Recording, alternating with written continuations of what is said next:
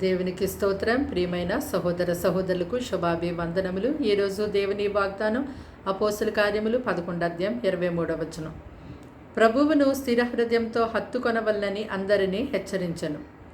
చూడండి, ప్రభువైన యేసుక్రీస్తు వారు మీ జీవితంలో ఎన్నో అద్భుతమైన కార్యములు, ఆశ్చర్యమైన కార్యములు జరిగించినప్పటికీ కూడా ఇంకా మీ హృదయము ఆయనందు స్థిరపరచుకోకుండా, స్థిర హృదయంతో ఆయనను సేవించకుండా, ఆయనను హత్తుకొని ఆయనతో జీవించకుండా ఆయనకు వేరే జీవించేవారిగా ఉంటూ ఉన్నారేమో.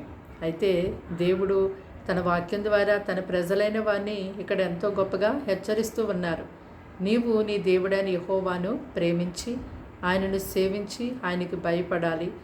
ఆయన మార్గములన్నిటిలో నడుచుచు స్థిర హృదయంతో ఆయనను హత్తుకొని ఆయన తన ప్రజలుగా ఉన్నటువంటి వారికి ఏదైతే చేయాలని ఆజ్ఞాపించారో ఆజ్ఞలన్నిటినీ కూడా జాగ్రత్తగా గైకొనే వారిగా ఉండాలని ప్రభు తన ప్రజలకి హెచ్చరిస్తూ ఉన్నారు.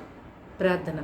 దేవానికి వందనాలు, స్తోత్రాలు, స్తుతులు చెల్లిస్తున్నాం తండ్రి. మాటలు వింటున్న నీ బిడ్డల్ని మీ రక్తంతో కడిగి పవిత్రపరచండి.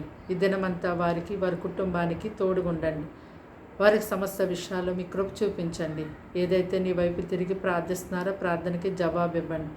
కీడు, శోధనలు, అపాయాలు ప్రభా వాళ్ళ నుంచి తొలగించండి. వారి యొద్ద నుంచి ఆ సాతానికి లయం చేయండి, తొలగించండి ప్రభా. విడిపించి కాపాడండి. నీ ప్రజలకి మంచి ఆహారం, ఆరోగ్యం, నెమ్మది, శాంతి, సమాధానం దినమంతా దయచేయండి. రక్షణ లేని వారికి రక్షణ, మారుమనసు లేని వారి మారుమనసు దయచేయండి.